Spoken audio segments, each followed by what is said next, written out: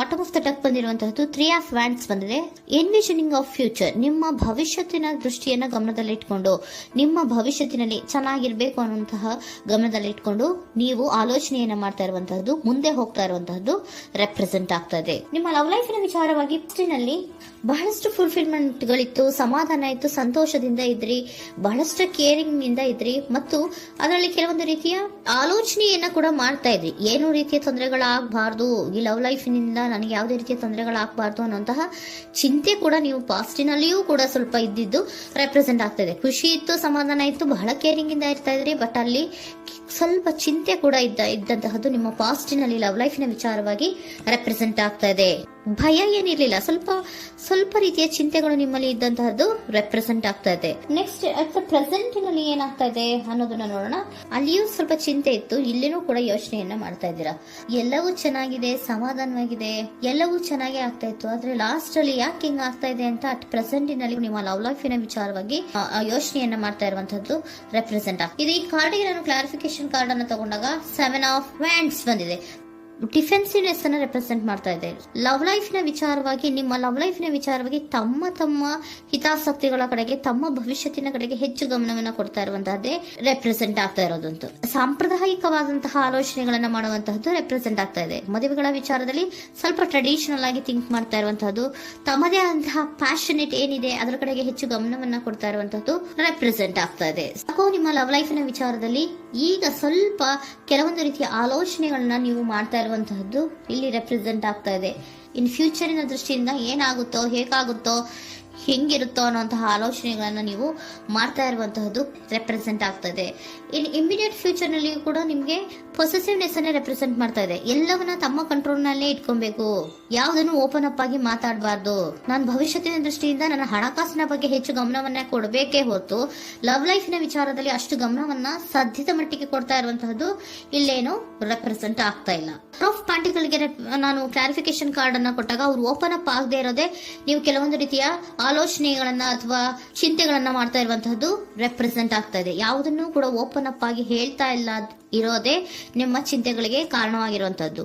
ಮತ್ತೆ ಹಣಕಾಸಿನ ಆಲೋಚನೆಗಳನ್ನ ಮಾಡಿಕೊಂಡು ಇನ್ವೆಸ್ಟರಿಂಗ್ ಫ್ಯೂಚರ್ ನ ಗಮನದಲ್ಲಿ ಇಟ್ಕೊಂಡು ಅವರು ಮೂವ್ ಆನ್ ಆಗ್ತಾ ಇರುವಂತಹದ್ದು, ನಿಮ್ಮ ಲವ್ ಲೈಫಿನ ವಿಚಾರಕ್ಕೆ ಮೂವ್ ಆನ್ ಆಗ್ತಾ ಇರುವಂತಹದ್ದು, ಪ್ರೀತಿಯನ್ನ ಬಿಟ್ಟು ಮುಂದೆ ಹೋಗ್ತಾ ಇರುವಂತಹದ್ದು ರೆಪ್ರೆಸೆಂಟ್ ಆಗ್ತಾ ಇದೆ. ಕೆಲವೊಬ್ಬರಿಗೆ ಸ್ವಲ್ಪ ಕ್ವಿಕ್ ಆಕ್ಷನ್, ಕ್ವಿಕ್ ಥಿಂಕಿಂಗ್ ಅನ್ನ ಮಾಡಿ ಮುಂದೆ ಹೋಗ್ತಾ ಇರುವಂತಹದ್ದು, ಬೇಜಾರಿನಿಂದ ಮುಂದೆ ಹೋಗ್ತಾ ಇರುವಂತಹದ್ದು ರೆಪ್ರೆಸೆಂಟ್ ಆಗ್ತಾ ಇದೆ. ಥರ್ಡ್ ಕಾರ್ಡಿನಲ್ಲಿಯೂ ಕೂಡ ದ ವರ್ಡ್ ಕಾರ್ಡ್ ರೆಪ್ರೆಸೆಂಟ್ ಆಗ್ತಾ ಇದೆ. ಅಂದ್ರೆ word is represented by ending ಅನ್ನ ರೆಪ್ರೆಸೆಂಟ್ ಮಾಡುತ್ತೆ. ಬೇಜಾರಿನಿಂದ ಕೆಲವೊಂದು ಲವ್ ಲೈಫಿನ ವಿಚಾರವಾಗಿ ಎಂಡಿಂಗ್ ಅನ್ನ ಮಾಡುವಂತಹದ್ದು ರೆಪ್ರೆಸೆಂಟ್ ಆಗ್ತಾ ಇದೆ. ಯಾಕಂದ್ರೆ ಈ ಲವ್ ಲೈಫಿನ ವಿಚಾರದಲ್ಲಿ ಕೆಲವೊಂದು ರೀತಿಯ ಸ್ವಹಿತಾಸಕ್ತಿಗೆ ಹೆಚ್ಚು ಗಮನವನ್ನ ಕೊಡ್ತಾ ಇರುವಂತಹದ್ದು, ಹಣಕಾಸಿನ ಬಗ್ಗೆ ಹೆಚ್ಚು ಗಮನವನ್ನ ಕೊಡ್ತಾ ಇರುವಂತಹದ್ದು, ಅವರ ಫ್ಯೂಚರಿನ ಬಗ್ಗೆ ಹೆಚ್ಚು ಗಮನವನ್ನ ಕೊಡ್ತಾ ಇರೋದು, ಹಾಗೇನೆ ಟ್ರೆಡಿಷನಲ್ ವ್ಯಾಲ್ಯೂಸ್ ಗಳಿಗೆ ಹೆಚ್ಚು ಗಮನವನ್ನ ಕೊಡ್ತಾ ಇರೋದ್ರಿಂದ ಕೆಲವೊಬ್ರು ಲವ್ ಲೈಫಿನ ವಿಚಾರದಲ್ಲಿ ಎಂಡಿಂಗ್ ಅನ್ನ ಮಾಡುವಂತಹದ್ದು ಪ್ರೆಸೆಂಟ್ ಆಗ್ತಾ ಇದೆ. ಕ್ವಿಕ್ ಆಗಿ ಥಿಂಕ್ ಮಾಡಿ ಕೆಲವೊಂದು ಆಲೋಚನೆಗಳನ್ನ ಮಾಡೋದ್ರ ಮೂಲಕ ಥಿಂಕಿಂಗ್ ಅನ್ನ ಮಾಡ್ತಾ ಇರುವಂತಹದ್ದು ರೆಪ್ರೆಸೆಂಟ್ ಆಗ್ತಾ ಇದೆ. ಮತ್ತೆ ಕೆಲವೊಬ್ರು ಯಾವುದನ್ನು ಕೂಡ ಓಪನ್ ಅಪ್ ಆಗಿ ಹೇಳ್ಕೊಳ್ದಿರಾ ಪೊಸೆಸಿವ್ನೆಸ್ ಆಗಿರುವಂತಹದ್ದು ರೆಪ್ರೆಸೆಂಟ್ ಆಗ್ತಾ ಇದೆ. ನಿಮ್ಮ ಲವ್ ಲೈಫಿನ ವಿಚಾರವಾಗಿ ಯಾವುದನ್ನು ಕೂಡ ಓಪನ್ ಅಪ್ ಆಗಿ ಹೇಳ್ಕೊತಾ ಇಲ್ಲ, ಸುಮ್ಮನೆ ಮುಂದೆ ಹೋಗ್ತಾ ಇರುವಂತಹದ್ದು ರೆಪ್ರೆಸೆಂಟ್ ಆಗ್ತಾ ಇದೆ. ಯಾಕೆ ಅವರಿಗೆ ಇನ್ವೆಸ್ಟಿಂಗ್ ಫ್ಯೂಚರ್ ನ ದೃಷ್ಟಿಯಿಂದ ಗಮನವನ್ನ ಇಟ್ಕೊಂಡು ಭವಿಷ್ಯತ್ತಿನಲ್ಲಿ ಏನಾಗುತ್ತೋ, ಹೇಗಾಗುತ್ತೋ ಅನ್ನೋಂಥ ಗಮನವನ್ನ ಇಟ್ಕೊಂಡು ಅವ್ರ ಬಗ್ಗೆ ಮಾತ್ರ ಅವರು ಯೋಚನೆಯನ್ನ ಮಾಡ್ತಾ ಇರುವಂತಹದ್ದು ಕೆಲವೊಬ್ಬರಿಗೆ ರೆಪ್ರೆಸೆಂಟ್ ಆಗ್ತದೆ. ಮತ್ತೆ ಕೆಲವೊಬ್ರು ಬಹಳ ಡಿಫೆನ್ಸಿವ್ ಆಗಿರುವಂತಹದ್ದು, ತಮಗೇನು ತೊಂದರೆ ಆಗಬಾರ್ದು ಲವ್ ಲೈಫಿನಿಂದ ಅನ್ನುವಂತಹ ಗಮನವನ್ನ ಇಟ್ಕೊಂಡು ಬಹಳ ಟ್ರೆಡಿಷನಲ್ ಆಗಿ ಈಗ ಯೋಚನೆಯನ್ನ ಮಾಡ್ತಾ ಇರುವಂತಹದ್ದು ಅಟ್ ಪ್ರೆಸೆಂಟಿನಲ್ಲಿ ರೆಪ್ರೆಸೆಂಟ್ ಆಗ್ತದೆ.